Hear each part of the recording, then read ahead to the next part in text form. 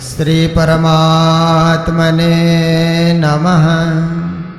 श्री गुरु चरण कमलेभ्यो नमः।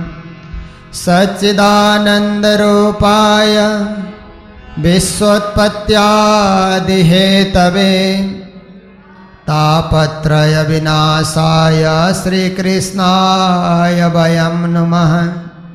मंगल कृष्ण प्रणाम है मंगल धर्म प्रकाश, मंगल सुंदर साथ है मंगल धाम उजास।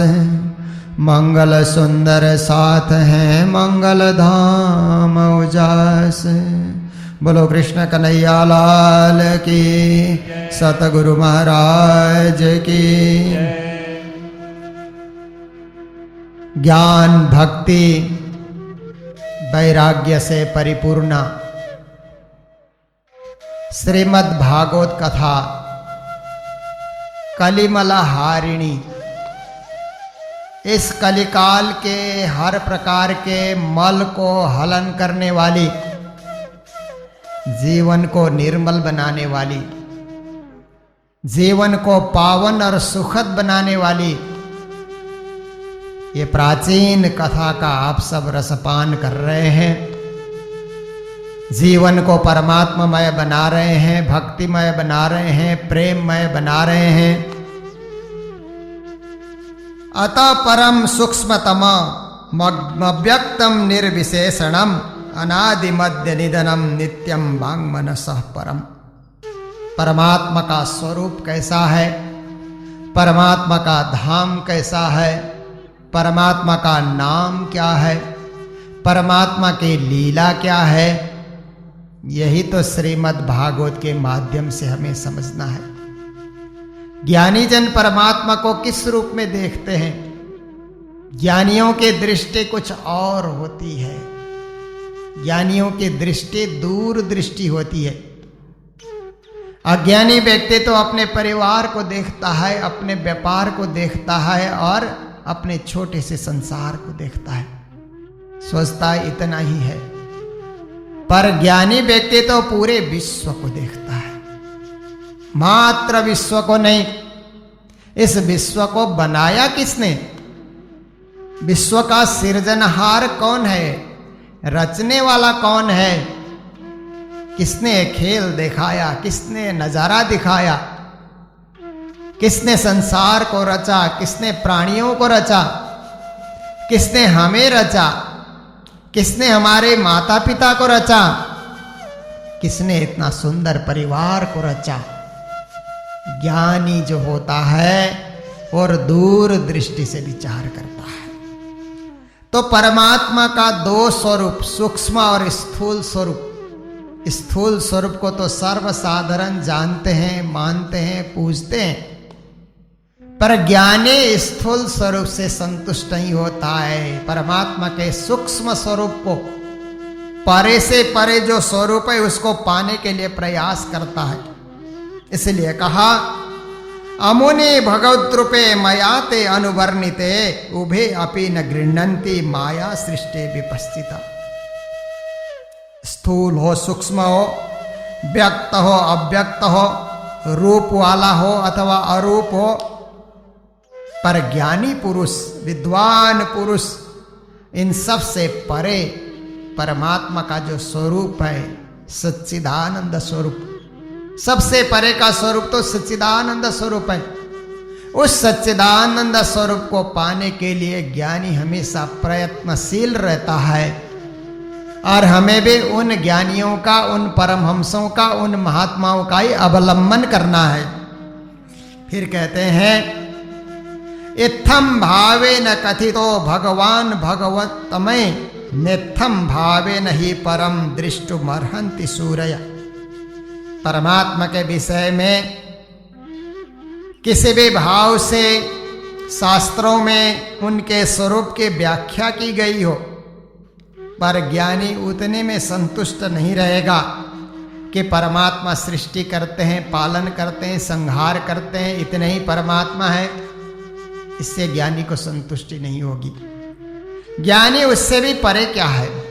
सबसे परे क्या है, परे से परे क्या है, उस परे से परे रहने वाले परमात्मा को पाने के लिए ज्ञानी हमेशा प्रयत्नशील रहता है।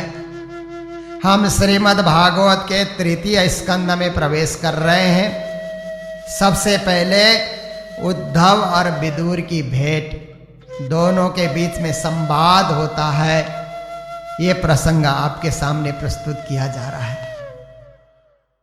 आप देखते हैं महाभारत काल में भीष्म पितामह और विदुर ये बड़े ज्ञानी थे, बड़े समझदार और विश्व को शिक्षा देने वाले।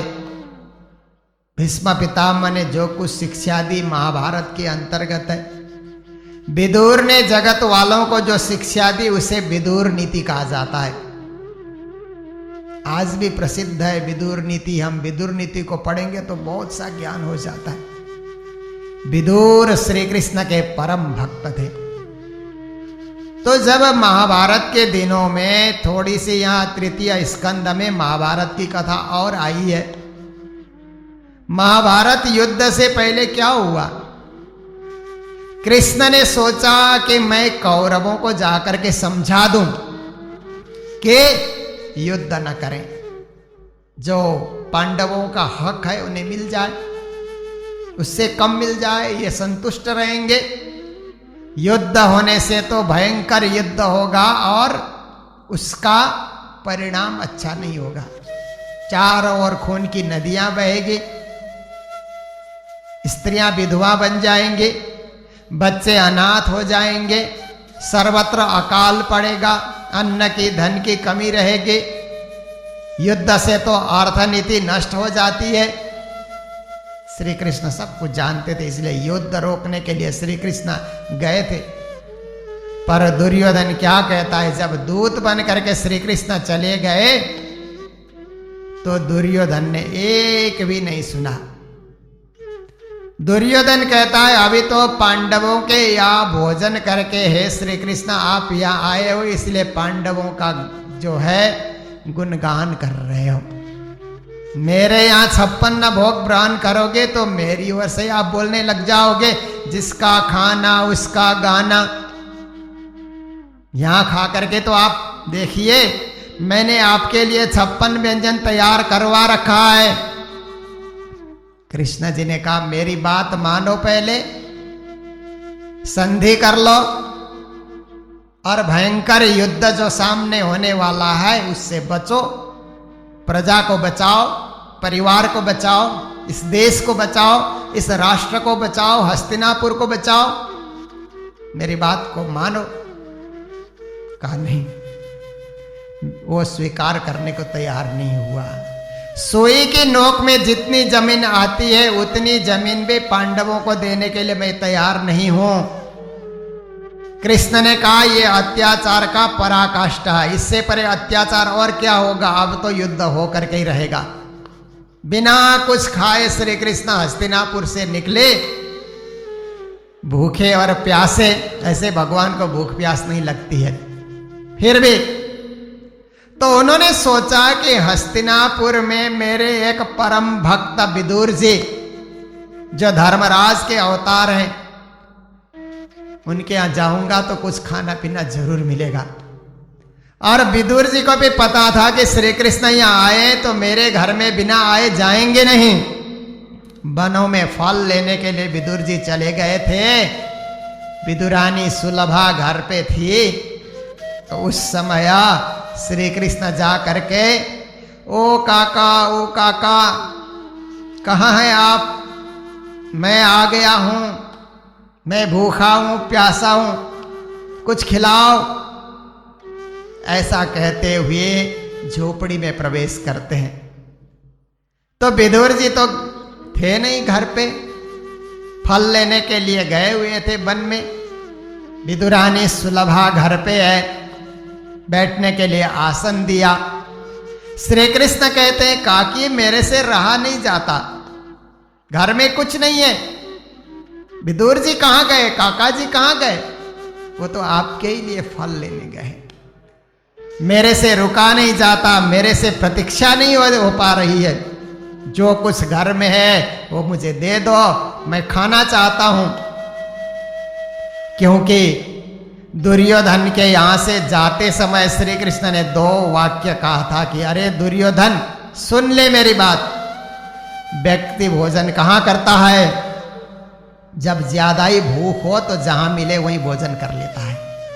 और व्यक्ति भोजन कहां करता है?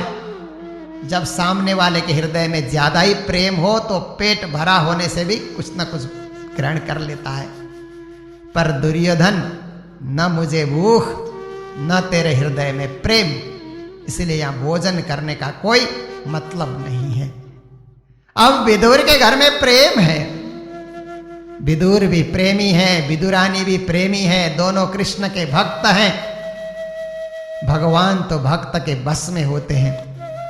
इसलिए विदुरानी सोचने लगी घर में केले पड़े हैं, कृष्ण को वही भोग धराते हैं। इतना प्रेम में भीग गई, इतना प्रेम में पागल सी बन गई कि कुछ ध्यान नहीं रहा। सोचने लगे आज मेरे को ऐसा मौका मिला जैसा मौका मैया यशोदा को मिलता था। मैया यशोदा रोज श्री कृष्ण को खिलाती थी, पिलाती थी। आज वही मौका मेरे सामने आया कि श्याम सुंदर मेरे द्वार पे आकर के कुछ मांग रहे हैं। तो प्रेम में पागल होकर के केला छीलने लगे, पर उस समय उनको ध्यान नहीं रहा। गिरी को जमीन में डाल करके छिलका भगवान के मुंह में दे रही है, भगवान उसी को ग्रहण कर रहे हैं और उनको स्वाद आ रहा है।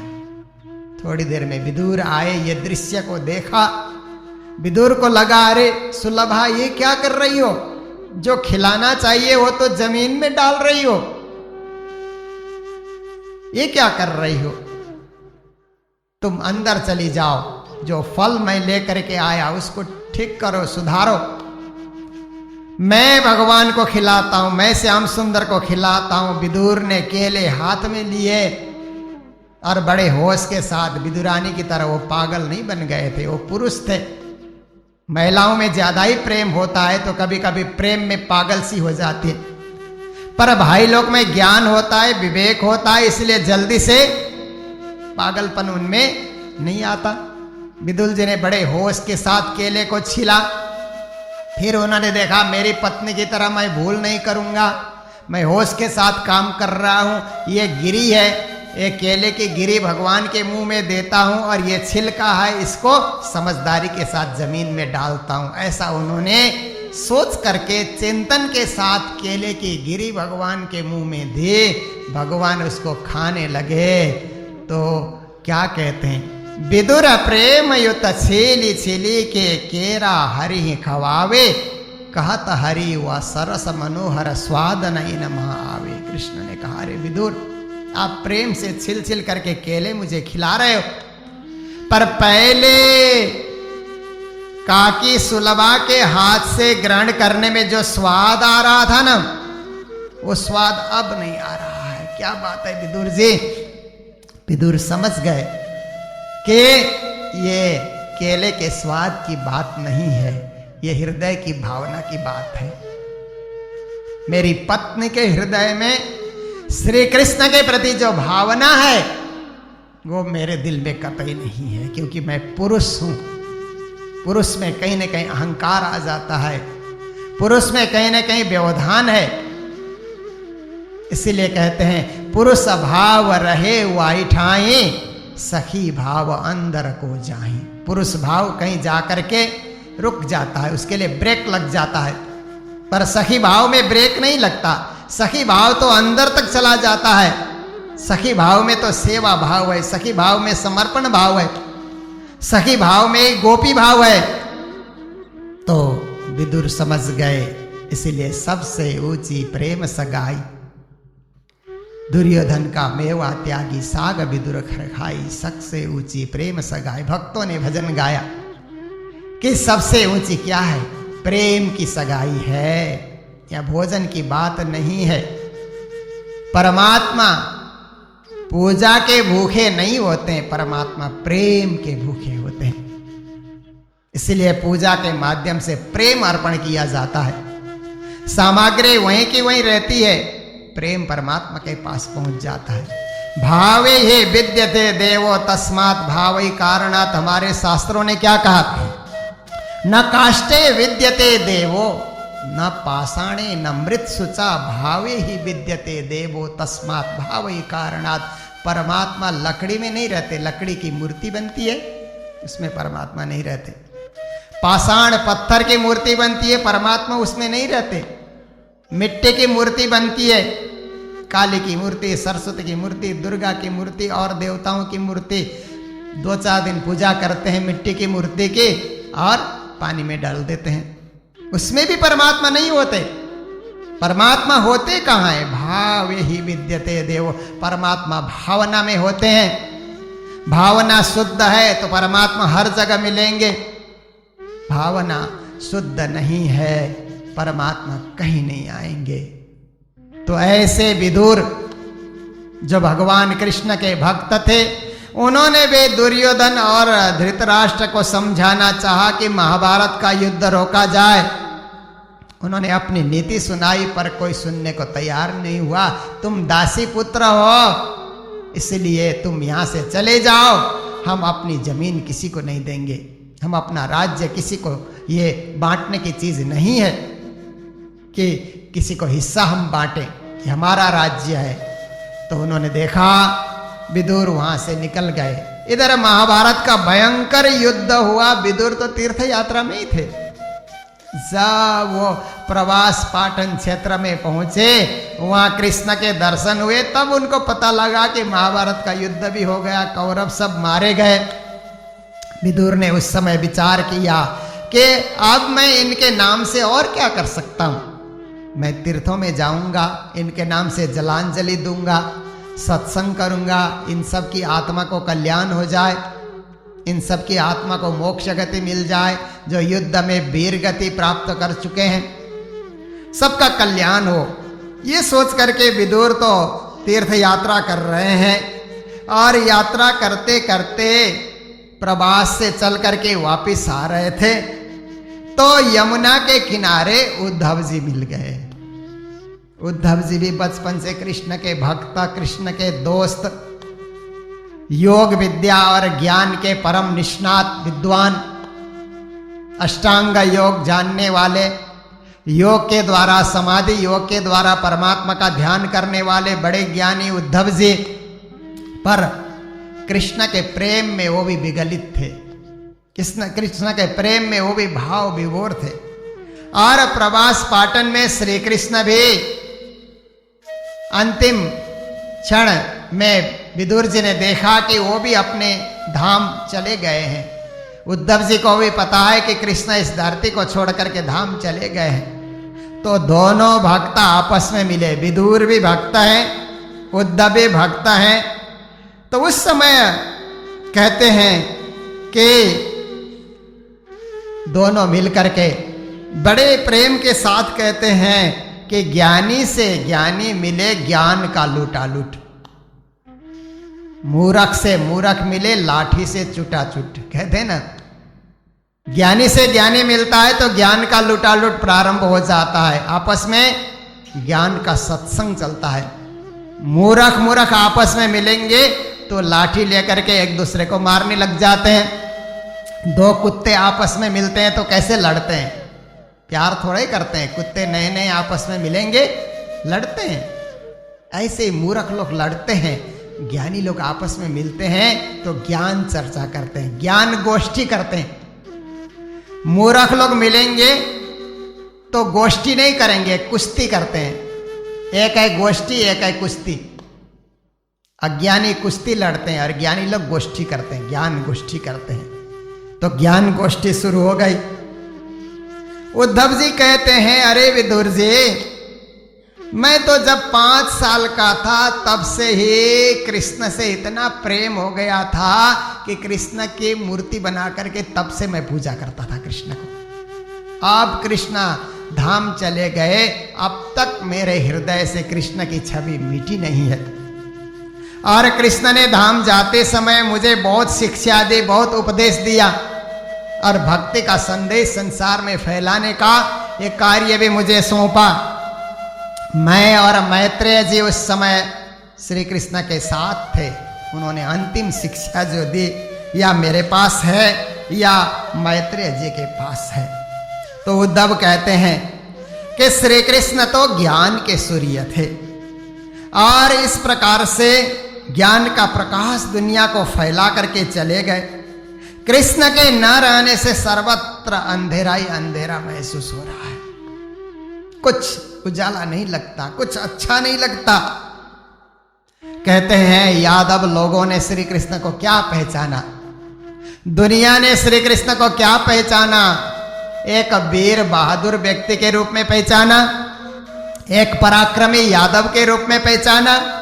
इससे अतिरिक्त और कुछ श्रेष्ठ यादव, बहुत सारे यदुवंशी कृष्ण की शक्ति को नहीं पहचानते थे। कहा जाता है कृष्ण के समय में कृष्ण को कितने लोगों ने पहचाना। मैं आपके सामने नाम बताता हूं कि किन किन लोगों ने कृष्ण को पहचाना। बाकी लोग तो एक शक्तिशाली पुरुष, एक बलशाली पुरुष के रूप में ही जानते थे। कृष्ण को परमात्मा के रूप में, ईश्वर के रूप में किसने पहचाना? सबसे पहले तो गर्ग मुनि ने पहचाना। जब वो भोग धरा रहे थे, कृष्ण ने आकर के ग्रहण कर लिया तो देखा ये बालक साधारण बालक नहीं है, ईश्वर है। गर्ग मुनि ने पहचाना। दूसरे वेद व्यास ने पहचाना। व्यास, श्री कृष्ण द्वैपायन व्यास दिन को कहा जाता है। गर्ग ऋषि ने पहचाना, इसलिए गर्ग संहिता की रचना की, जिसमें कृष्ण लीला भरी हुई है। ग्रंथ है गर्ग संहिता। वेद व्यास ने पहचाना, इसलिए श्रीमद् भागवत के 10वें स्कंद में कृष्ण लीला की पूरी उन्होंने खुल करके व्याख्या की। उसके बाद कृष्ण को जानने वाले सुखदेव मुनि महाराज, जिन्होंने श्रीमद् भागवत में अमृत का सिंचन किया, भागवत कथा को अमृतमय उन्होंने बना दिया। उसके बाद कृष्ण को पहचानने वाले वसुदेव और देवकी थे, क्योंकि उन्होंने देखा पहले चतुर्भुज में आए, फिर सब बातें बता करके 2 हाथ वाले बन गए। द्विभुजम मुरली हस्तम रत्नभूषण भूषितम। फिर रात को ही आज्ञा कर दी कि उनको तो गोकुल में पहुंचाया जाए, वहां से कन्या लेकर के आना होगा। ये सब ईश्वरीय शक्ति से काम हो रहा था, इसलिए वसुदेव देवकी व कृष्ण को ईश्वर के रूप में पहचाना। फिर उसके बाद उद्धव जी कहते हैं मैं उनका मित्र हूं, परंतु कृष्ण साधारण एक यादव नहीं है, वो ईश्वर है, मैंने उनको पहचाना। फिर कहते हैं भीष्म पितामह भीष्म भी कृष्ण को जानते थे। ये पूर्ण पुरुषोत्तम है, इसलिए पितामह ने अंतिम समय में क्या कहा?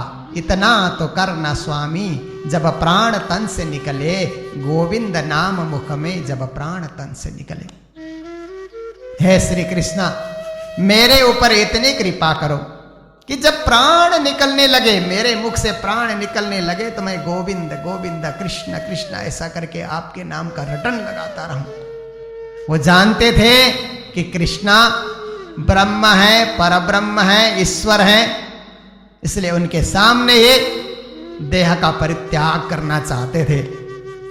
फिर कुंती ने श्री कृष्ण को पहचाना, इसलिए उन्होंने दुख मांगा, मुझे विपत्ति दे दीजिए, मेरे को विपत्ति ही आप कृपा करके वरदान दे करके जाइए। संपत्ति नहीं चाहिए, विपत्ति दीजिए। संपत्ति में तो आपको कोई याद नहीं करता है, विपत्ति में ही आपको याद किया जाता है, इसलिए हमेशा मुझे विपत्ति चाहिए। कुंती जानती थी ये ईश्वर है, ईश्वर कभी विपत्ति भी देते हैं ना, विलाप भी देते हैं ईश्वर, तो विलाप में भी मिलाप होता है, ये परमात्मा की कृपा होती है। विदुर, फिर विदुर कृष्ण को जानते थे, पहचानते थे कि कृष्ण साधारण यादव नहीं है, ये ईश्वरीय शक्ति है, ईश्वरीय स्वरूप है। विदुर भी जानते थे। 5 पांडवों में से 2 पांडव कृष्ण को ईश्वर के रूप में जानते थे, युधिष्ठिर और अर्जुन। भीम को नहीं पता था, नकुल को नहीं पता था, सहदेव को नहीं पता था, वो तो पराक्रमी व्यक्ति के रूप में ही जानते थे। पर युधिष्ठिर और अर्जुन जानते थे कि ये ईश्वर है, इनमें एक विशेष शक्ति है, दोनों जन जानते थे। फिर उत्तरा जानती थी, जो रोते हुए आई है, श्री कृष्णा मेरे गर्भ के उस बालक को अश्वत्थामा का ब्रह्मास्त्र ध्वस्त कर रहा है, बचाइए बचाइए, रक्षा कीजिए, हम आपके शरण में हैं। वो जानती थी कृष्ण के ईश्वरीय शक्ति को, द्रौपदी जानती थी। इसलिए जब वनवास में थे तो दुर्योधन ने पांडवों की बेइज्जती कराने के लिए क्या किया, दुर्वासा और उनके शिष्यों को, जाओ आप लोग चले जाइए और वहां जाकर के आप अतिथि बन जाइए। तो वनवास में थे, कोई खाने की व्यवस्था नहीं थी। सूर्य के वरदान से द्रौपदी को एक बटलोई मिली हुई थी, उस बटलोई में वो सूर्य की आराधना करके जो कुछ बनाती थी, तो जितने लोग खाएं चलते रहता था। जब द्रौपदी खा ले उसके बाद बटलोई खाली हो जाती थी। और इधर से दुर्वासा पहुंचे कब, जब पांचों पांडव ने खा लिया, द्रौपदी ने भी खा लिया, तब दुर्वासा पहुंचे और कहते हैं हम मेहमान बन करके आए हैं, मैं अकेला नहीं हूं, मेरे 10,000 शिष्य भी हैं, गंगा में स्नान कर रहे हैं, भोजन की तैयारी करना। पांचों पांडव के होश गायब हो गए। अब क्या होगा, अब तो श्राप देंगे ऋषि जी, वन में हम क्या व्यवस्था करेंगे, कैसी व्यवस्था करेंगे। परेशान हो रहे थे। द्रौपदी ने श्री कृष्ण को याद किया कि हे घटघट वासी, पहले तो कहा हे द्वारिका वासी, आने में देर कर दी, हे घटघट वासी, प्रकट हो गए द्रौपदी के सामने। कहो बहन क्या जरूरत है। कहा दुर्वासा ऋषि आए हैं अपने शिष्य गणों को लेकर के, भोजन की कोई व्यवस्था नहीं है, आप ही बचा सकते हैं इस श्राप से। कृष्ण ने कहा चिंता ना करो, मैं आ गया हूं, कोई चिंता की बात नहीं है, पर मैं द्वारिका में भोजन करने की तैयारी कर रहा था, तब तुमने पुकारा। रुक्मिणी आदि रानियां मुझे 56 भोग खिला रही थी, उसको छोड़ करके मैं आया हूं, इसलिए कुछ तो होगा तुम्हारे पास, पहले मुझे खिलाओ, उसके बाद मैं हर प्रकार से तुम्हारी रक्षा करूंगा। द्रौपदी कहते भोजन ही नहीं है, बटलोई खाली है। कृष्ण ने कहा द्रौपदी जब भी तुम भोजन तैयार करती हो तो मुझे याद करती हो, मुझे याद करती हो, तो क्या आज तुमने मुझे याद नहीं किया? याद तो जरूर किया था, तो बटलोई में जरूर कुछ होगा। जा करके देखा तो एक सब्जी की एक पत्ती उसमें चिपकी हुई थी। जब बटलोई सामने कर दिया गया श्री कृष्ण के सामने, सब्जी के उस पत्ती को श्री कृष्ण ने हाथ से उठाया, अपने मुंह में डाला। विश्वात्मा तृप्यते देवम तुष्ट चास्मित योग्य भुक। उन्होंने कहा कि ये जो द्रौपदी का धराया हुआ ये छोटा सा कण मैंने अपने मुंह में डाला है, विश्व की सारी सृष्टि तृप्त हो जाए, सब सृष्टि का पेट भर जाए। सबका पेट भर गया, सब डकारने लगे अपने आप ही। आज क्या हो गया, पेट अपने आप भर गया। दुर्वासा के सारे शिष्य गंगा नहा रहे हैं, पेट सबका भर गया, दुर्वासा जी का भी भर गया। दुर्वासा जी कहते हैं चलो, मैं तो पांडवों के यहाँ भोजन के लिए बोल आया हूँ। नहीं नहीं गुरुजी, हम नहीं जाएंगे, अब खाया नहीं जाएगा। नहीं खाया जाएगा तो मेरा भी पेट भरा हुआ है, चलो यहीं से निकल जाते हैं, फिर वहां क्यों जाए। भीमसेन कहते हैं हे श्याम सुंदर, थोड़ी देर में आएंगे, क्या होगा, आप तो पत्ती खा रहे हैं और हंस रहे हैं, हम सब आपके सामने श्रापित हो जाएंगे। युधिष्ठिर, अर्जुन। कृष्ण ने कहा भीमसेन अब दुर्वासा नहीं आएंगे, नहीं उनके शिष्य आएंगे, सबका पेट भर गया। अगर तुम्हें विश्वास नहीं होता है तो जाओ गंगा के किनारे जाकर के देखो। गंगा किनारे जब देखने के लिए भीमसेन गए तो दुर्वासा जी और उनको चेलों को लगा कि भीमसेन बुलाने आ रहे हैं भोजन के लिए, भागे और जोर से। देखिए द्रौपदी पहचानती थी कि श्री कृष्ण ईश्वरीय शक्ति है, उनमें ईश्वरीय सत्ता विद्यमान है।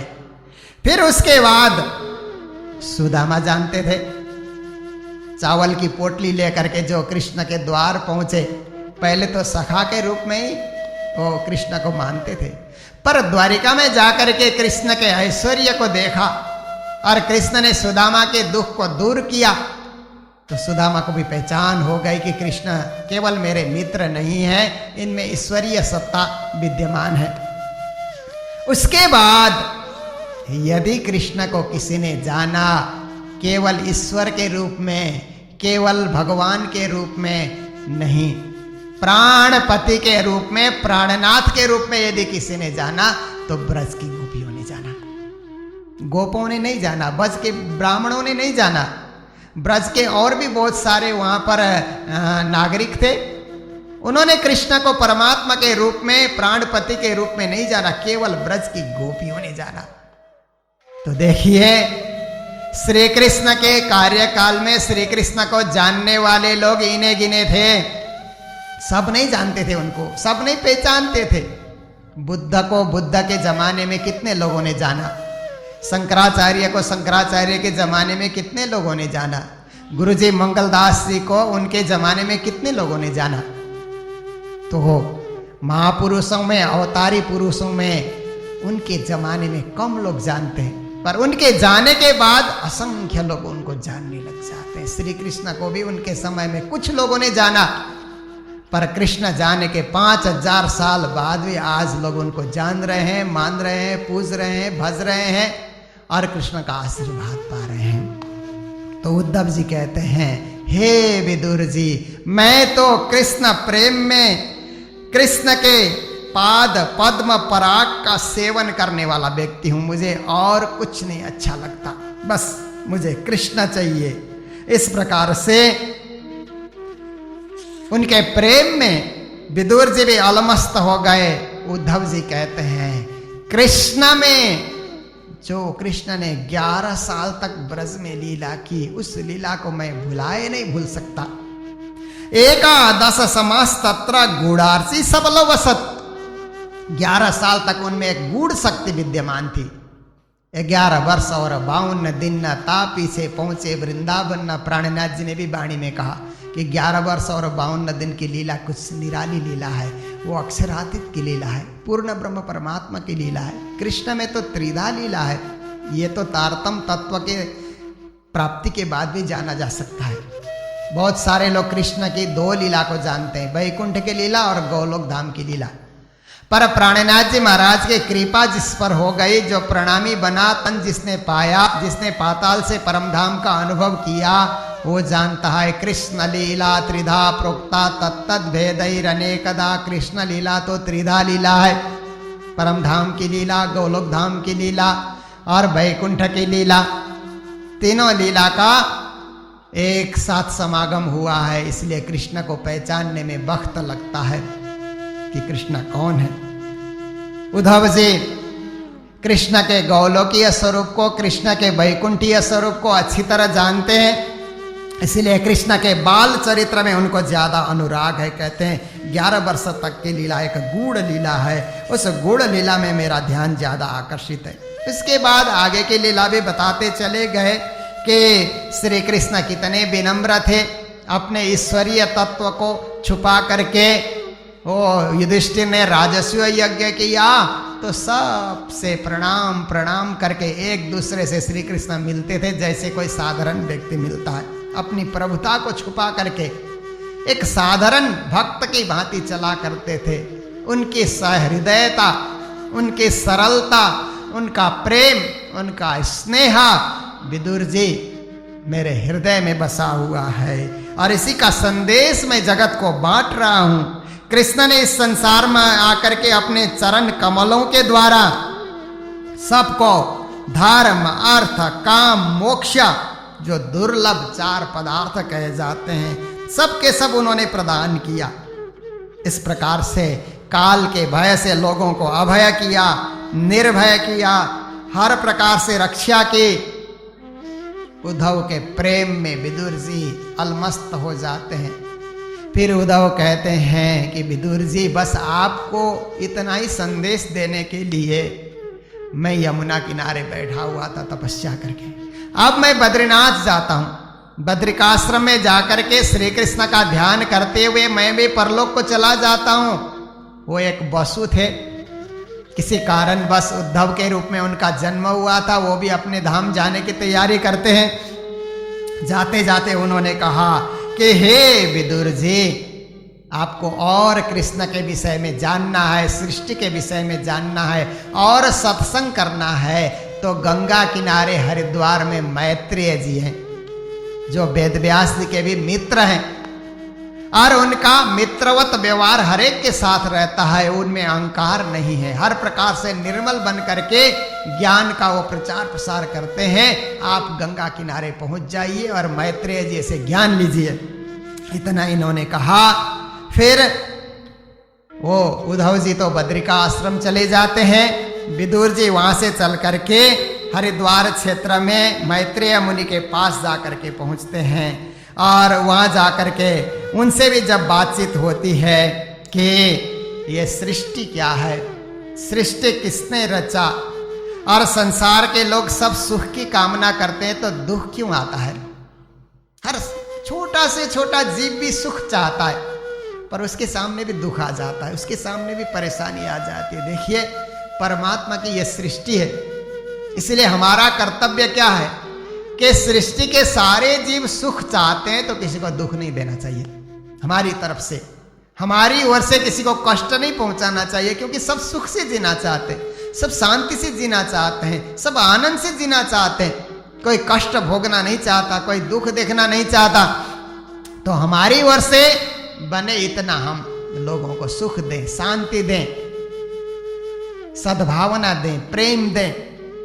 कहते हैं जीवों को दुख क्यों भोगना पड़ता है, और दुख की वृद्धि होते रहती है, ये जन्म मृत्यु का चक्र कैसे छूटेगा?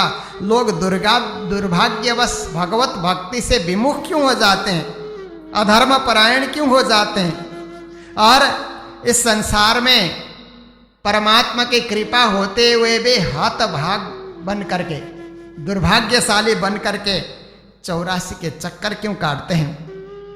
ऐसे ऐसे प्रश्न उनके सामने रखे तो मैत्रेय जी अब कहने लगे, हे विदुर जी, अब मैंने तो कृष्ण कथामृत प्रवाह को छोड़ करके संसार के और चिंतन करना बंद कर दिया है। मैं कृष्ण के ध्यान, कृष्ण कथा, कृष्ण प्रेम में मैं सराबोर हो चुका हूं।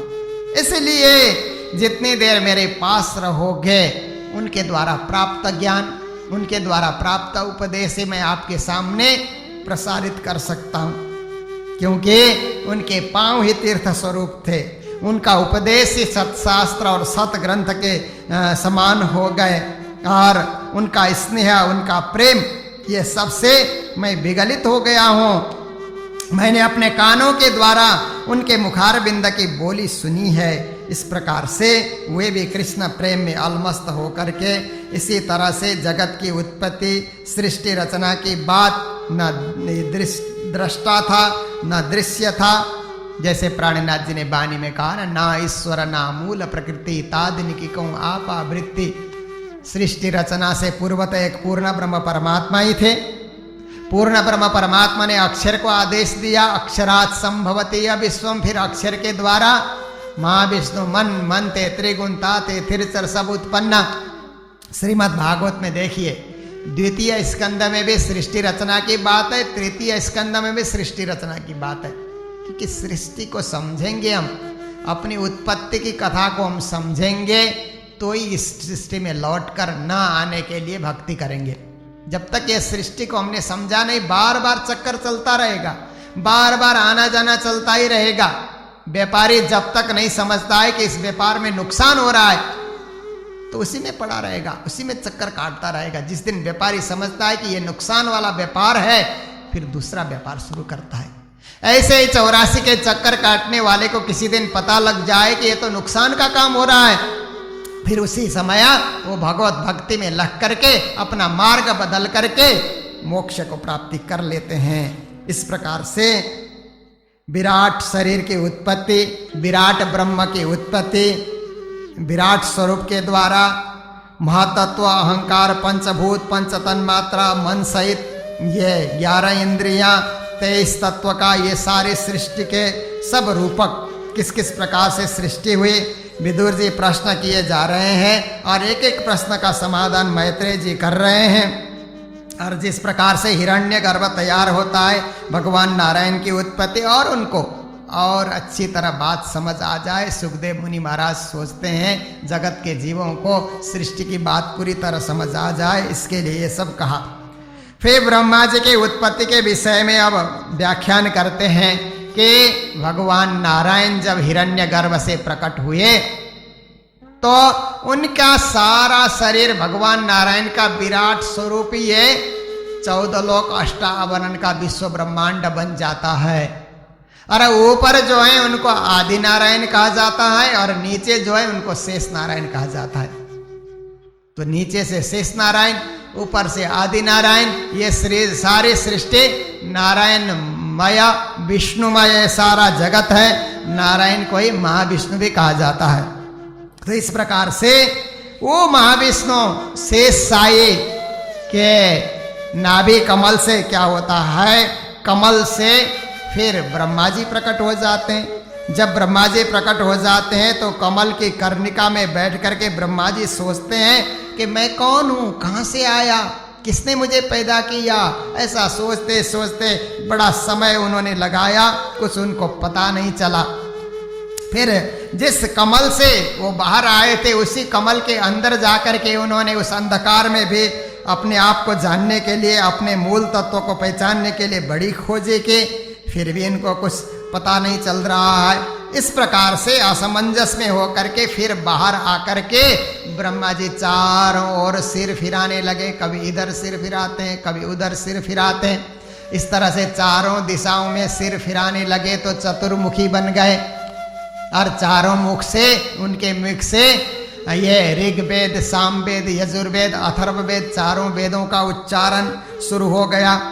इस प्रकार से ब्रह्मा जी जब उनकी उत्पत्ति हो गई तो ब्रह्मा जी रजगुण के द्वारा सृष्टि प्रारंभ करना चाहते हैं और विष्णु भगवान सतगुण के स्वरूप हैं। पर सतगुण और रजगुण के द्वारा इस सृष्टि संभव नहीं है। सृष्टि को आगे विस्तार करने के लिए तमगुण की भी आवश्यकता है। इसलिए ब्रह्मा जी भगवान की स्तुति करते हैं, परमात्मा, पूर्ण ब्रह्म परमात्मा की स्तुति करते हैं कि सृष्टि का संचालन कैसे हो, मैं अकेला हूँ, संपूर्ण सृष्टि का संचालन कैसे हो। तो भगवान से आदेश पा करके 10 प्रकार की सृष्टि ब्रह्मा जी प्रारंभ करते हैं। कहते हैं सबसे पहले सृष्टि महतत्व की सृष्टि उन्होंने की। महतत्व के द्वारा नारायण, इच्छा शक्ति, महतत्व, सतगुण, रजगुण, तमगुण, ये जो सृष्टि है उन्होंने पहली सृष्टि की। फिर उसके बाद उन्होंने दूसरी सृष्टि अहंकार की सृष्टि, पृथ्वी, पंचभूत इत्यादि ज्ञानेंद्रियों की और कर्मेंद्रियों की उन्होंने सृष्टि कर दी। जीव पैदा होगा तो उसके पास ज्ञानेंद्रिय और कर्मेंद्रिय की आवश्यकता होती है। तीसरी सृष्टि उन्होंने पंच महाभूतों को उत्पन्न करने वाले तन मात्रा, शब्द, स्पर्श, रूप, रस, गंध की उन्होंने सृष्टि की। चौथी सृष्टि में उन्होंने इंद्रियों की सृष्टि की, इंद्रियों में क्रिया शक्ति उत्पन्न होती है उसकी सृष्टि की। 5वें सृष्टि में सात्विक अहंकार से उत्पन्न हुए इंद्रिय के अधिष्ठाता, इंद्रिय 5 हैं तो उनके अधिष्ठाता देवताओं की उन्होंने सृष्टि की। 6ठी सृष्टि में उन्होंने अविद्या की सृष्टि की। इसमें तमिश्रा, अंध तमिश्रा, तम, मोह, महामोह, ये 5 गांठें हैं। इसके बाद आवरण और विक्षेप भी होता है। 6ठी सृष्टि में प्रकृति की सृष्टि उन्होंने प्रारंभ कर दी। प्रकृति के द्वारा सारा सृष्टि का संचालन होता है। 7वें सृष्टि में वैकृत सृष्टि के रूप में उन्होंने फिर क्या किया, वनस्पति, औषधि, लता, त्वक्सार, विरुद्ध, द्रुम आदि आदि ये जड़ वृक्षों की उन्होंने सृष्टि प्रारंभ कर दी। इस प्रकार से 8वीं सृष्टि में तिर्यक ध्वनि के रूप में पशु पक्षियों की उन्होंने सृष्टि प्रारंभ कर दी। अनेक प्रकार के 28 प्रकार के विभिन्न जाति के पक्षी, पशु इत्यादि की भी उन्होंने सृष्टि प्रारंभ कर दी। और इनको ये खाना शुरू करते हैं, विचरण करना शुरू करते हैं, विश्राम शुरू करते हैं, सूंघना शुरू कर देते हैं और संतान की उत्पत्ति प्रारंभ कर देते हैं। सृष्टि का विस्तार हो रहा है।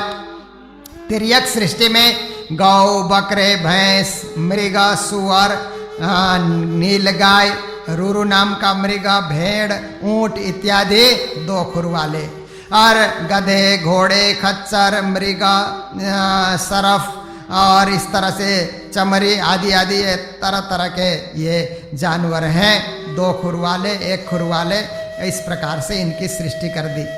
तो इस प्रकार से फिर कुत्ता, गीदड़, भेड़िया, बाघ, बिलाव, खरगोश, शाही, सिंह, बंदर, हाथी, कछुआ, गोहा, मगर इत्यादि जो पशु हैं, इस प्रकार से खुर वाले इनकी भी सृष्टि कर दी। तो फिर पक्षियों में कंक, बगुला जिसको कहा जाता है, गिद्ध, बटेर, बाज, भास, भल्लुक, मोर, हंस, सारस, चकवा, कौवा, उल्लू, उड़ने वाले पक्षियों की सृष्टि कर दी। 9वीं सृष्टि में मानव की सृष्टि की। मानव में काला, गोरा, और आप देखिए मानव में भी तो कई जाति हैं कि जैसे कोकेशियन, मंगोलियन, हब्सी, इंडियन, कई जाति हैं, चाइनीज अलग से जात के, पर मानव की सृष्टि, मानव की सृष्टि कर दे, उसमें 4 जात, 36 वर्ण सब आ जाते हैं।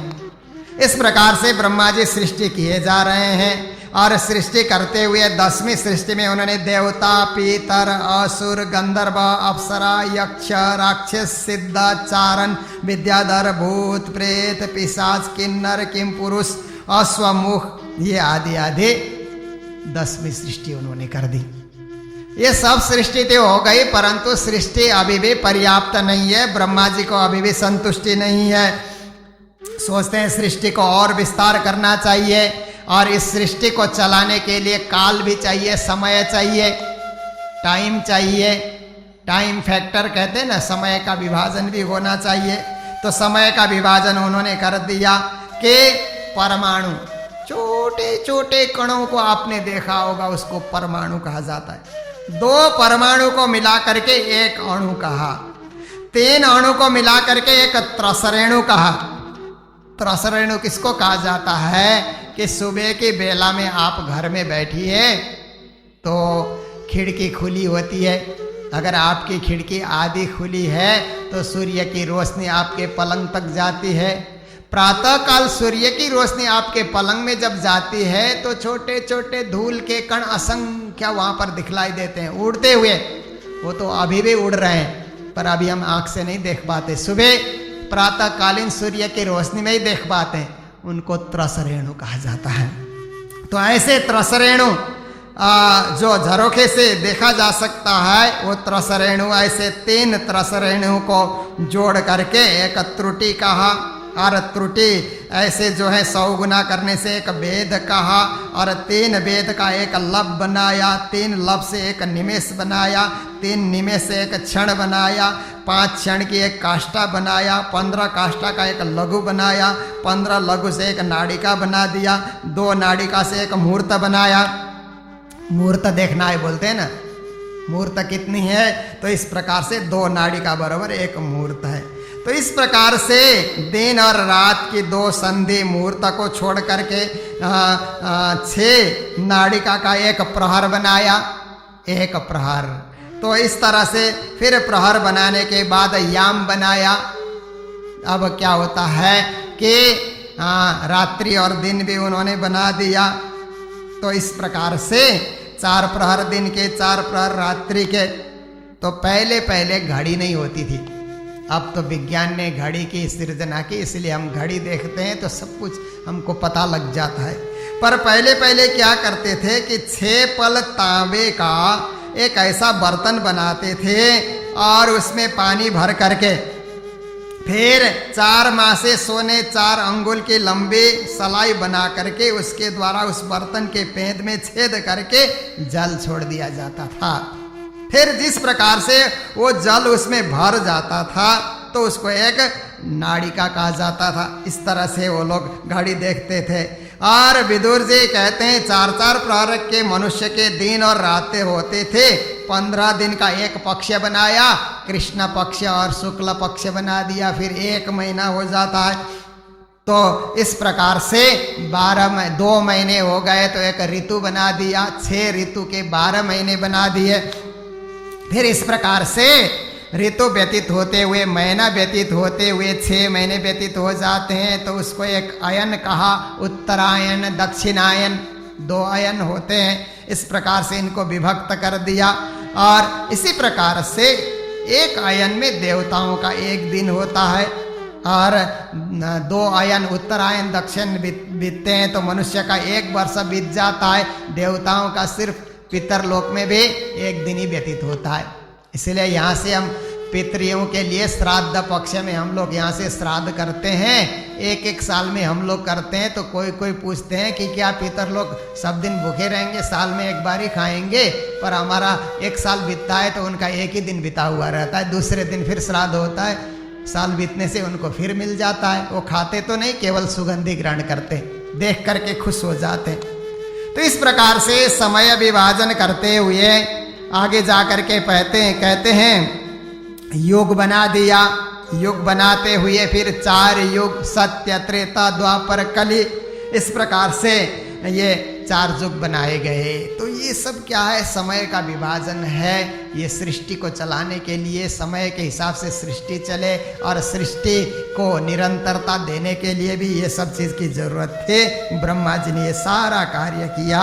मैत्रेय जी विदुर जी को इस प्रकार से समझा रहे हैं। तो इस प्रकार से कल्प बन गए और एक कल्प में 14 मनु हो जाते हैं। इस प्रकार से 71 मनु जो हैं चतुर्युगी के अंतर्गत बन जाते हैं। ये सब वो बताते हुए चले गए। और ब्रह्मा जी की आयु को परार्ध कहा जाता है। ब्रह्मा जी भी आधी आयु बीतने के बाद अब 51 साल के हो गए हैं। उनका अपना समय है, मनुष्य का अपना समय। देखिए, छोटा सा एक जीव पैदा होता है, सुबह पैदा होता है, शाम को मरता है। उसकी 1 योनि बीत गई, हमारा 1 ही दिन व्यतीत हुआ। मक्खी इत्यादि पैदा होती है, 7 दिन जीवित रहती है। मक्खियों के लिए 7 दिन में 1 योनि बीत गया, हमारा 7 दिन ही व्यतीत हो जाता है। मच्छर इत्यादि आते हैं तो 15 दिन के लिए जीते हैं, उनका केवल, हमारा सिर्फ 15 दिन बीता, उनका 1 जीवन चला गया। इसी प्रकार से कुछ जीव 1 महीना के लिए पैदा होते हैं, कुछ जीव 1 साल के लिए पैदा होते हैं। देखिए गाय इत्यादि जानवरों को देखिए तो 15 साल तक जीते हैं, हमारा 15 साल ही व्यतीत हो गया, उनका 1 जीवन चला गया। तो इसी प्रकार से मनुष्य का 100 साल व्यतीत हो जाता है। चतुर्युग सहस्राणी दिनमें को पितामह, इस तरह से हिसाब बनाया गया है। तो ये टाइम फैक्टर, समय, सूर्य के पास आप जाओगे समय नहीं है, और पृथ्वी के भी उत्तरी ध्रुव और दक्षिणी ध्रुव में जाओगे तो 6 महीने की रात, 6 महीने का दिन, पर मध्य भाग में आप आते हो तो 12 घंटे के लिए रात, 12 घंटे के लिए दिन। ये सब सृष्टि का संचालन करने के लिए ये सब व्यवस्थाएं की गई। तो इस प्रकार से प्रकृति, महत्त्व, अहंकार, पंच तन्मात्रा, इस प्रकार से इंद्रियां, मन, पंचभूत, ये सब मिला करके सृष्टि की रचना हुई है। और यहाँ पर 5 वृत्तियाँ हैं, तम, अविद्या, मोह, अस्मिता, महामोह, राग, तमिश्र, द्वेष, अंध तमिश्र, अभिनिवेश, इस प्रकार से सब कुछ बनाया गया, सब कुछ संचालित किया गया। तो ये सब चलता ही रहा। ब्रह्मा जी के 4 मानसी पुत्र थे, सनक, सनंदन, सनातन, सनत कुमार। एक दिन ब्रह्मा जी ने कहा क्या रे पुत्रों, सृष्टि की रचना तुम लोग भी करो, क्योंकि सृष्टि की रचना में तुम लोग साथ नहीं दोगे तो मैं अकेले कहाँ तक सृष्टि की रचना करूंगी। तो चारों सनकादिक ने कहा पितामह, हम तो भक्ति मार्ग में लग चुके हैं, हम मोक्ष मार्ग में लग चुके हैं, हम सृष्टि नहीं करेंगे। करना ही होगा, तुम मेरे पुत्र हो, मेरी आज्ञा का पालन करो। नहीं करेंगे पिताजी, जो भक्ति मार्ग में लग चुका है वो संसार की सृष्टि के तरफ नहीं जाएगा, हम कभी नहीं करने वाले हैं, तुम लोग नहीं करोगे। उस समय ब्रह्मा जी को बड़ा क्रोध आया। क्रोध आने से आंखें भी लाल लाल हो गई, एकदम जो है उस समय तीव्र गति हो गई। तो उस तरह से धड़कने तीव्र गति, लाल लाल उनका चेहरा हो गया। 2 भवों के बीच में से फट करके एक बालक पैदा हो गया। वहां पर एक सुंदर बालक पैदा हुआ और जोर जोर से रो रहा है, इतना जोर से रो रहा है कि सब देखते ही रह गए, ये बालक इस तरह से प्रकट होकर के रो क्यों रहा है। ब्रह्मा जी ने कहा जो ज्यादा रोता है ना, हूं करके ऐसे ज्यादा रोते रहता है, तो रोने से उसका नाम रुद्र रखा। बहुत रोने से, व्याकुल होकर के रोने से रुद्र उसका नाम रखा गया। रो मत, तेरी इच्छा क्या है मैं पूरी कर देता हूं। तो इस प्रकार से बालक तो रो ही रहा है, रुद्र नाम रखा गया। फिर थोड़ी देर में ब्रह्मा जी कहने लगे कि ओहो ये तो रुद्र है। फिर उन्होंने कहा ये तो महामहिमावान बनेगा, शिव के रूप में, ऋतध्वज के रूप में, उग्ररेता के रूप में, भव के रूप में, काल के रूप में, वामदेव के रूप में, धृतव्रत के रूप में ये प्रसिद्ध होगा और इसकी 11 रुद्राणियां होंगे और इस प्रकार से तमोगुणी सृष्टि की रचना प्रारंभ कर देगा। तो बाद में तो रुद्र भी बड़े हो गए, रुद्राणियां भी हुए और उन्होंने क्या किया कि प्रजा की उत्पत्ति की। पर वे सारे क्या हैं, रुद्र की जो सृष्टि हुई वो रुद्र की सृष्टि तो तमोगुणी सृष्टि है। वो तमोगुणी सृष्टि तो जगह जगह ब्रह्मा जी की सृष्टि को परेशान करने वाले, लूटने वाले, सताने वाले और परेशान करने वाले, आतंक फैलाने वाले तमोगुणी लोग क्या करते हैं, यही सब तो करते हैं। ऐसे तमोगुणी सृष्टि ने सतोगुणी सृष्टि को सताना प्रारंभ किया। फिर ब्रह्मा जी कहने लगे रुद्रा अब सृष्टि तुम बंद करो, तुम्हारे द्वारा सृष्टि नहीं होगी, तुम तप करो, तप करके केवल संहार का काम तुम करना। सृष्टि रचना रजगुण के द्वारा होगा, मेरे द्वारा होगा, सृष्टि का पालन विष्णु के द्वारा होगा, सतगुण के द्वारा होगा, सृष्टि का संहार तमगुण के द्वारा होगा। तमगुणी सृष्टि भी काम नहीं आएगी, इसलिए उनको भी तपस्या में बैठा दिया। तपस्या से बड़ी शक्ति उन्होंने प्राप्त कर ली और ब्रह्मा जी ने और 10 पुत्र को जन्म दिया। उनका नाम है मरीचि, अत्रि, अंगिरा, पुलस्त्य, पुलह, क्रतु, भृगु, वशिष्ठ, तीसरा दक्ष और लास्ट में नारद जी। नारद जी तो फिर सृष्टि में नहीं लगे, वो भी भक्ति मार्ग में लग गए। तो इन 9 के द्वारा फिर और बहुत सारी सृष्टि उन्होंने प्रारंभ कर दी। फिर भी ब्रह्मा जी को संतुष्टि नहीं होती है, अभी भी सृष्टि पर्याप्त नहीं है, मैं अकेले क्या करूंगा। ऐसे वो चिंतित होकर के ब्रह्मा जी बैठे हुए थे। तो उसी समय वो विचार करते हैं कि क्या होगा क्या होगा। तो इस तरह से क ब्रह्मा जी का नाम है, क से ही काया, शरीर को भी काया कहा जाता है। तो ब्रह्मा जी ने अपने काया को देखा तो उनके काया के द्वारा एक जो है सुंदर पुरुष प्रकट हो गया। उस समय कई तरह से सृष्टि होती थी, शरीर से ही शरीर की सृष्टि, जैसे आजकल क्लोन कहते हैं ना, क्लोन। तो ये पुराने जमाने में इस तरह का विज्ञान भी था। तो उनसे एक सुंदर पुरुष प्रकट हो गया, तो उनको स्वयंभू मनु नाम रखा। स्वयं उसका प्रकट होने से स्वयंभू मनु उनका नाम रखा। फिर उनके ही बाएं अंग से एक स्त्री प्रकट हो गई, उनका नाम शत्रुपा रखा गया। स्वयंभू और शत्रुपा के द्वारा भी सृष्टि प्रारंभ हो गई। 5 संतानें उनकी हो गई, उनमें प्रियव्रत, उत्तानपाद, आकुति, देवहूति और प्रसूति, 3 कन्याएं 2 पुत्र उनके द्वारा। अब फिर ये 3 कन्याओं का विवाह कर देते हैं। विवाह में क्या करते हैं कि इन्होंने आकुति का विवाह रुचि प्रजापति से, और फिर देवहूति का विवाह करदम जी से, और प्रसूति का विवाह दक्ष प्रजापति से करते हैं। उनके द्वारा और सृष्टि का विस्तार हो जाता है।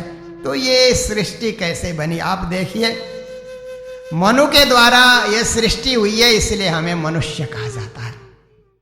आप जब कुरान पढ़ोगे, बाइबल पढ़ोगे, तो आदम के द्वारा सृष्टि हुई, वहां भी यही कथा है।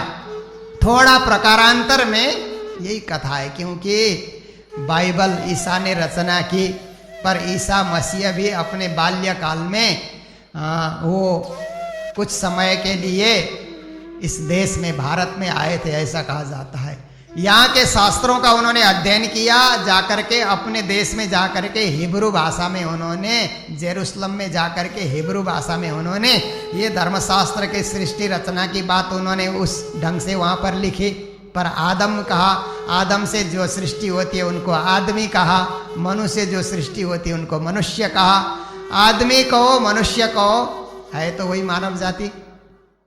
आदम और हवा इब कहते हैं बाइबल में और कुरान में, यही कथा है। क्योंकि मोहम्मद साहब भी उस समय भारत में बड़े बड़े शिक्षा केंद्र थे, नालंदा शिक्षा केंद्र, तक्षशिला शिक्षा केंद्र, तो वे लोग पढ़ने आते थे। विश्वविद्यालय तब विश्व में कहीं नहीं था, केवल भारत में था। भारत में, भारत का अर्थ होता है ज्ञान से प्रकाशित होना। सारे विश्व को ज्ञान से प्रकाशित करने वाला देश को भारत कहा जाता है। इसलिए वे लोग भी यहाँ करके अध्ययन करते रहे। इसलिए कुरान में भी सृष्टि का प्रसंग आता है, बाइबल में भी सृष्टि का प्रसंग आता है, हमारे भागवत में सृष्टि का प्रसंग आता है, वेदों में सृष्टि का प्रसंग आता है, महामती प्राणनाथ जी की वाणी में सृष्टि का प्रसंग आता है, आज के विज्ञान के किताबों में सृष्टि का प्रसंग आता है। सब ने अपने अपने ढंग से सृष्टि का वर्णन किया है। विज्ञान ने अपने ढंग से किया है कि जब ये पृथ्वी ठंडी हो गई, उसके बाद धीरे धीरे छोटे छोटे जीव, अमीबा टाइप के जीव तैयार हुए और विकास हुआ और विकास हुआ। फिर पानी से बाहर आ गए, धरती में आ गए, धरती में जीव जंतु तैयार हो गए, उनमें विकास होता गया तो 4 पाँव वाले वो बन गए।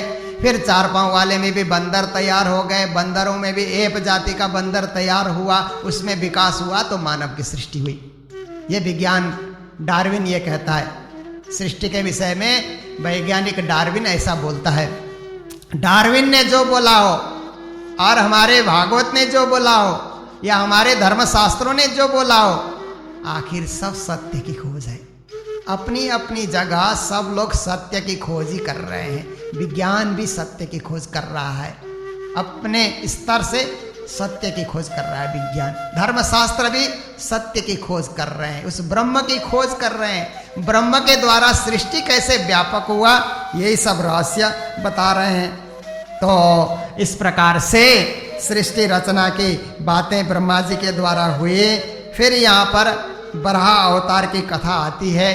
मैं संक्षेप में आपके समक्ष रख रहा हूँ कि स्वयंभू और शत्रुपा जब तैयार हो गए सृष्टि करने के लिए, मानव की सृष्टि करने के लिए, तो उन्होंने कहा कि अब हम सृष्टि कहाँ करें, पृथ्वी तो जलमग्न है। प्रलय के दिनों में पृथ्वी जल में डूबी हुई है, रसातल में पहुंची हुई है, तो कहाँ बैठ करके हम सृष्टि करें, कोई स्थल तो नहीं है, भूमि नहीं है। ब्रह्मा जी बड़े चिंतित हो गए। उस समय ब्रह्मा जी ने बड़ी चिंता की कि पृथ्वी को नीचे से ऊपर कौन लाया जाएगा। बड़ी बड़ी श्वासें लेने लगे ब्रह्मा जी, जोर जोर से श्वास ले रहे थे। उनके नाक के छिद्र में से एक जो है बराहा प्रकट हो जाता है, सूअर का जैसा उसका स्वरूप है। और देखते देखते छोटा सा अंगुष्ठ मात्र जमीन में वो गिरा था। देखते देखते हाथी के समान बड़ा हो गया और वो तो घुरघुराहट करने लग गया। गर्जना से चारों दिशाओं को तो थर्राने लगा।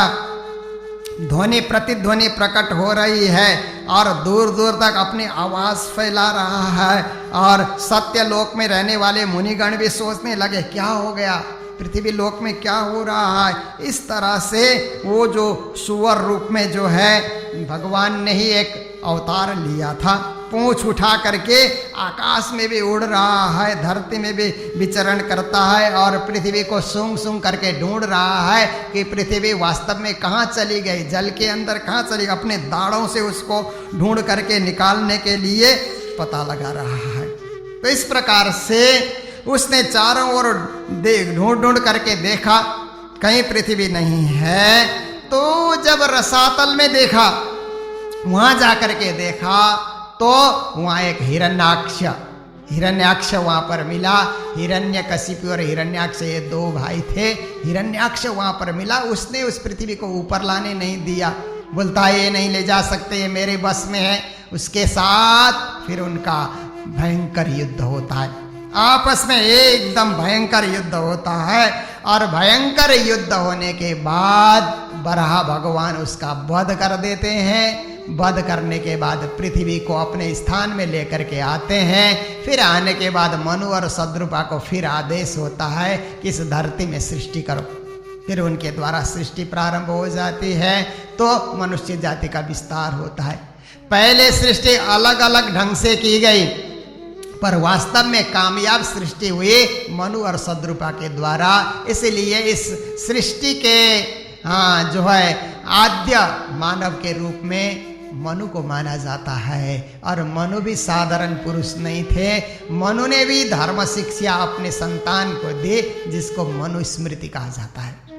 ज्ञान का एक ग्रंथ उन्होंने भी विश्व मानव को दिया, अपनी सृष्टि को दिया कि आप लोग इस मनुस्मृति को पढ़ोगे तो एक मर्यादा में बंद करके रहोगे, क्योंकि मनुष्य को निश्चित नियमों में न बांध करके रखा जाए तो मनुष्य से भयंकर जानवर या प्राणी और कोई नहीं होगा।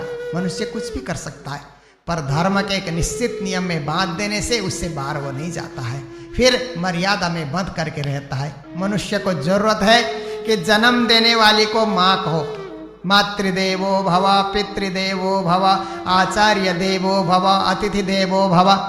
अगर ये वेदों की शिक्षा मनुष्य को न दिया जाए तो अपनी माँ को नहीं पहचानेगा मनुष्य। थोड़े दिन में माँ के साथ माँ जैसा व्यवहार नहीं करेगा। जैसे जानवरों को देखिए, गाय का बछड़ा पैदा होता है, जानवर के बच्चे पैदा होते हैं, माँ से चिपके रहते हैं। 2 साल तक तो माँ से चिपके रहते हैं जानवर के बच्चे। 2 साल के बाद माँ को भूल जाते हैं। फिर किसने जन्म दिया उनको जीवन भर पता नहीं लगता है, क्योंकि उनमें पशु बुद्धि है। मानव अंतिम क्षण तक माँ का सम्मान करता है, क्योंकि मानव में विवेक है। विवेकशील प्राणी को कोई निश्चित नियम में बांध दिया जाए तो उस परिधि से, उस सीमा से, उस संविधान से वो बाहर नहीं जाएगा। इसलिए धर्मशास्त्र हमारे लिए संविधान है। मनु ने भी एक संविधान दिया। हमारे इस भारत देश में मनुस्मृति, विदुर नीति, कौटिल्य अर्थशास्त्र, चाणक्य नीति, ये सब हमारे देश के संविधान थे। हमारे ऋषियों ने, मुनियों ने, महात्माओं ने देश की स्थिति का अध्ययन करके देश को संविधान दिया। जैसे आज देश का एक संविधान है, उसमें हम लोग बंधे हुए हैं, संविधान से बाहर कहीं नहीं होता। देश का राष्ट्रपति भी संविधान के अंदर ही होता है। इसी तरह सारा विश्व मानव मनु ने सोचा मनुस्मृति के अंतर्गत जीवन यापन करे, जीवन को महान बनाए, मोक्षगामी बनाए। ये ज्ञान ग्रंथ उन्होंने भी दिया। तो इस प्रकार से श्रीमद् भागवत में ये गहरी गहरी बातें, बहुत ये गहरी बातें, ज्ञान की बातें, सुंदर सुंदर बातें यहाँ पर उल्लिखित है, जिसका प्रतिदिन आप सबके समक्ष रखा जाएगा, रसपान कराया जाएगा।